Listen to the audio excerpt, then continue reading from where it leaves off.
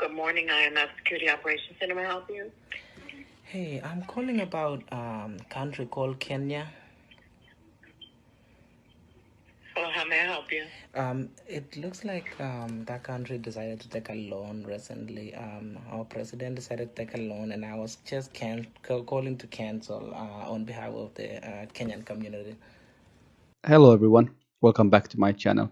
Today I want to talk about Kenya's IMF loan and the negative reaction it received from the public. Kenya received $2.9 billion from the IMF to help them to deal with the cost of COVID-19 and to help them with the pandemic. Now, it may sound good and all fine, however, there are strings attached, as there are always with IMF. An increase in the rate of value-added tax to 18% and an increase in the number of products already subject to excise duty are some of what experts anticipate following the demands from the International Monetary Fund to have Kenya ramp up its tax revenue. IMF is asking Kenya to raise their tax rates in the middle of a pandemic and economic crisis. And they're saying that we're giving you a loan to help you with your economy. Now, somehow to me, that doesn't make any sense. If you want to help the economy in the middle of a pandemic, in the middle of an economic crisis, what you usually do is you lower taxes and you make sure that people and businesses can buy things. However, IMF is saying the opposite. They're saying that Kenya needs to increase their VAT, and that would mean that the tax on fuel also would increase. Now, if you're a business person, how is that going to help you? And a lot of the businesses are still closed in Kenya. A lot of the people can't go to the shops. Things are still not back to normal. So, in this kind of situation, you raise the taxes, you make it more difficult for people who have small businesses, for poor people to buy things. You are going to crash the economy. It's not going to be good for the economy. 2021 proposes that out of the 1.7 trillion shillings projected revenue, 1.17 trillion shillings be used on public debt financing, with county governments allocated a shareable revenue of 370 billion shillings. It means the national government will be forced to borrow more to finance its day-to-day operations as well as for development expenditure. Government all over the world, they borrow. But the question is that what are you borrowing for? If you're borrowing to take care of current or recurrent expenditure, meaning maybe salaries, there's a problem. Once you borrow to pay the recurrent expenditure, you won't see the money because the next month, next year, you still have the same problem. This is the second problem with the IMF loan. Unfortunately, Kenya already has quite a high government debt.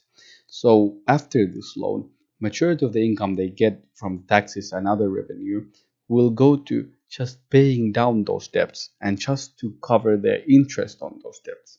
And the problem with that is, as it was explained before, is that it is a problem when you have to take a loan just to pay for the salary.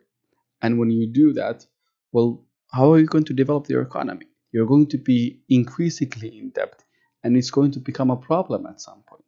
So naturally, the reaction from the Kenyans was that they refused to take the loan, or they didn't want their government to take the loan. And over 200,000 people signed a petition to say that we don't want this loan. And a lot of people, as was in the beginning of the video, people were even calling the IMF and saying that we don't want this loan, which is natural. Like if you're an everyday Kenyan citizen, how does this benefit you? Your taxes go up, you don't receive any funding from it, and this money will be majority of this money will be spent just on everyday expenses and the government salaries and other stuff. So the benefit of this loan will be rather low, even though the Kenyan government disagrees with this. We will have to see what the situation is. But I just have to say that I absolutely love the reaction.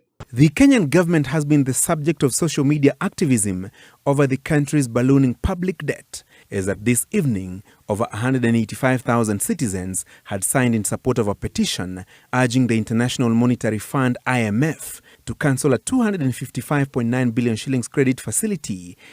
I think this reaction is the best thing I've seen in a while, because now the IMF, the international community, Kenyans, and every African leader knows that their people are watching them.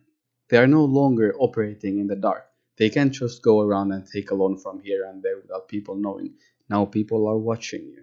And if you do something that people opposes, you will hear about this. And this is a huge change, in my opinion, in our politics. And I think it's going to make our countries much better. And I think it's going to make our leaders more responsible towards us. So I just want to say that good job to all the people who are making their voices heard, and to everybody else, I'll see you on the next one. Thank you all for watching. Please subscribe and like.